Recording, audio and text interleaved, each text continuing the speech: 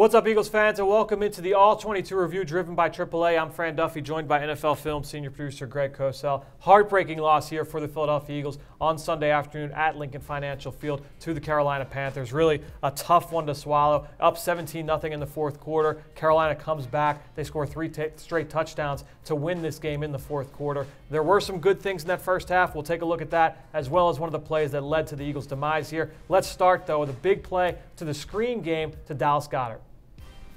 All right, so we start this game, Greg, and it's been interesting just to kind of predict how the Eagles are going to try and attack this Carolina defense, because it's a fast flow group, a very aggressive group at all three levels. So what are the things we've seen here early on in this game? And the weather, too. Yeah, impacts your ability to drive the ball down the field with any consistency. So what we've seen in this game, and it started early, was the screen game, the multiple screen game that the Eagles have, which is very, very good. They came out very early with that, and that's been a foundation. So what we have here, Fran, is really we have a misdirection screen concept. And you're going to see Corey Clement in the backfield, and he's going to show swing screen action right here to the wide side of the field. And this is the misdirection element, because what you get is Luke Kuechly, the Mike linebacker, the best in the league, and you get Captain Munnerlyn, who's the slot corner, to that side of the field, and they're going to react to the swing screen action. And we can start that, and you'll see exactly what the Eagles are trying to get accomplished. So let's run this right now.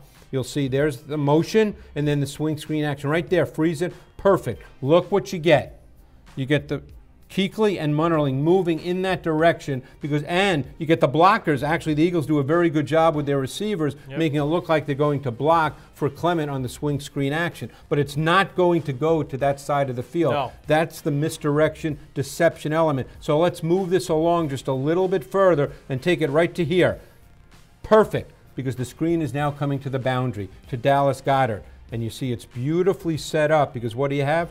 Three blockers who will be out in front, and really you only have one immediate defender, and then a defender, a safety, a good 15, 20 yards beyond. So this is beautifully set up, and it's a great example of a misdirection deception screen, off showing the swing screen to one side and then your basic screen back to the other side. So let's run this and you'll see how beautifully done this is.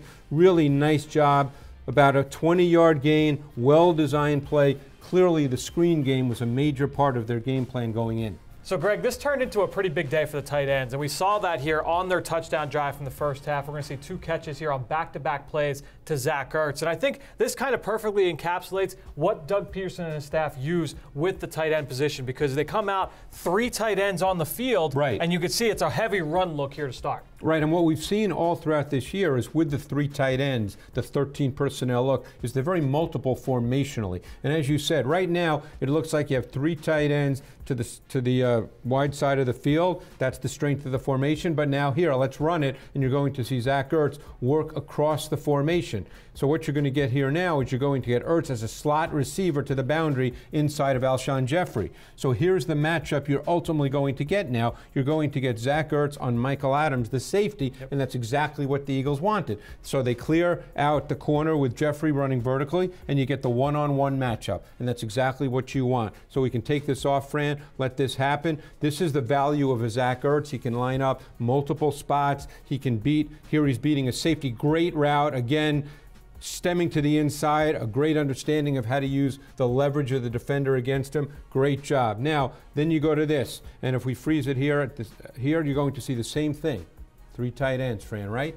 It's an empty set, though. So what did we just talk about? The formation diversity with 13 personnel on the field. You have three tight ends. Here it's a spread, empty formation. And what you're going to get from the Panthers in response to this is cover three, a basic zone concept with a single high safety, and then you have the two corners playing with some cushion, and you're mapping out exactly what their responsibilities are and what they're going to do here. It's a really staple concept you run against cover three. It's a high-low concept. So you take Ertz, who's going to run the seam route, and you take Dallas Goedert, who's going to run the shorter route, and you're going to high-low and underneath defender. This is very common, very basic, really well done. We can clear it, and you'll see it exactly now as we run this play, and you'll see Zach Ertz from the inside slot run the seam. High-low, beautifully done. You see the underneath coverage react to Goddard. Beautiful seam ball, really well done. Formation diversity out of 3 tight ends. And you also see Zach Ertz win against both man and zone coverage there for sure. Right, absolutely. So the versatility there of the Eagles tight ends certainly comes into focus here as the Eagles go down the field and they end up scoring here a touchdown to Alshon Jeffery.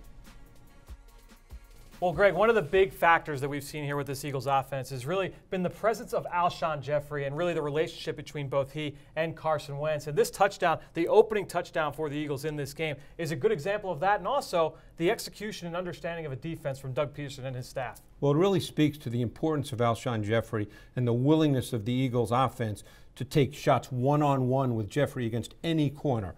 And you could see here, this is 12 personnel. Jeffery, we start up top. He's the single receiver right now. It's 12 personnel, so what do you have down below here, Fran? You've got trips. You've got 3 receivers down below. So right now, here's what it looks like defensively. The Carolina has 3 over 3. And they have then a safety who's clearly cheated to the side of Alshon Jeffery. So there's a possibility for a double on Jeffery right now. And keep in mind, you've got the corner, Bradbury, he's playing with outside leverage. So this could well be a double team right now on Alshon Jeffery, which would take him away as an option. But now let's run this and you'll see what happens. The Eagles use a shift here with Dallas Goedert. And what does this do now defensively as we freeze it?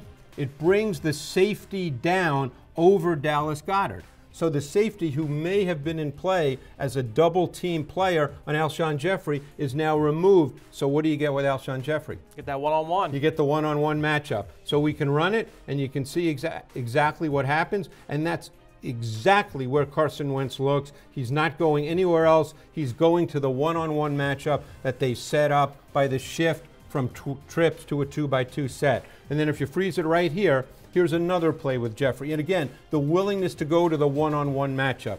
Jeffery is at the top of the screen. He's the X receiver, the single receiver to that side of the formation. And what do you get now from a coverage standpoint? You're going to get man coverage, cover 1, with a single high safety, but man coverage. That's what cover 1 is. So now if we lose this, let the play run, you'll see exactly how this plays out. Carson Wentz knows exactly what he has right now, so he's going to look to his right, make sure that that single high safety stays there. That's Carson Wentz's job, to control that single high safety, because what does he feel very good about? He feels very good with the one-on-one matchup of Alshon Jeffery, again, against Bradbury. This is really well done, great execution. Let's run it, a big play. Close to a 30-yard explosive play, and again, the Alshon Jeffery factor in the Eagles offense. And then you see great execution there from Carson Wentz on both of those plays. Everybody on the same page. Eagles take an early lead in this game. So we've seen some big plays to Alshon Jeffery, some to Zach Ertz. They go down the field and they score a touchdown with Dallas Goedert. Eagles go up 17-0 here, Greg. And now we're going to see early fourth quarter. This is going to be a touchdown run for the Carolina Panthers that gets them back into this ball game. Let's break this down exactly what you're seeing here. Well, we talked about this leading up to the game on PhiladelphiaEagles.com. We talked about all their multiple backfield actions and the kinds of things they do off of that. So here, who do you have at the top of the screen? That's Christian McCaffrey. Yep. Now, what he's going to do here, he's obviously split out, but what he's going to do is he's going to shift into the backfield behind Cam Newton. So let's get him back there, and then we'll see exactly what we're talking about. So now we've seen this numerous times with this offense in this run game. What they do now is they have all kinds of options. They've got the inside zone or dive option. They've got the speed option now with Cam working to the left side of the formation with McCaffrey. Gives them the speed option element. He could toss it to McCaffrey or he could keep it. But they scored a touchdown on this very play last year against Cam Eagles. Newton keeping the football. That's absolutely correct. So now let's take this off and run it and see what they do. Remember, we've set all this up. This is what they do. You freeze it right about here.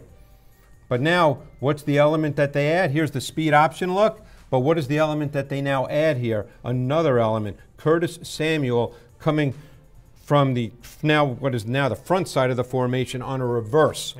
And it becomes a reverse, a little toss to him, and they have the Eagles defense beat. It's really great design off all these multiple backfield actions and dimensions that the Carolina Panthers present to a defense. Yeah, it's exactly what I wrote about on the Eagle Eye in the Sky column, breaking down this Panthers offense, all the different layers and how they disguise what they're doing in the run game. A lot of the same things or the same formations, but a lot of different plays. And it really provides those guys at the second and third level for the Eagles defense.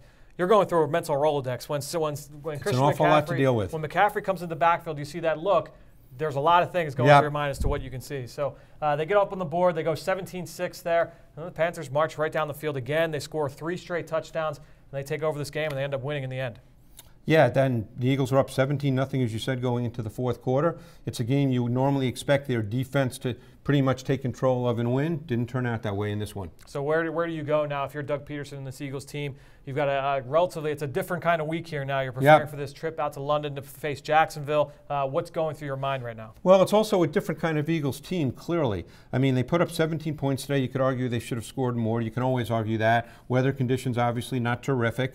But when you're ahead 17-0 at home, no matter how good the quality of the opponent is, I think you expect to win those games. And there have been 2 games like that this year. There was this game and there was the Tennessee Titans game where when you're ahead third and fourth quarter by more than a score, I think you expect to win those games. Yeah, and even when you don't play your best, the Eagles last year found ways to win those games. It's one of the reasons why they had home field advantage throughout the playoffs. Obviously, have not been able to capitalize on those so far through 2018. And you and I will get back together here Monday night. We'll break down all the action that we saw on film here from this Eagles loss to Carolina on the Eagle Eye in the Sky podcast. If you subscribe on iTunes or Stitcher, wherever podcasts can be found, you'll see that on Monday night. If not, on Tuesday morning on PhiladelphiaEagles.com. I'm Fran Duffy, joined by Greg Cosell. We'll see you next week here on the All-22 Review, driven by AAA.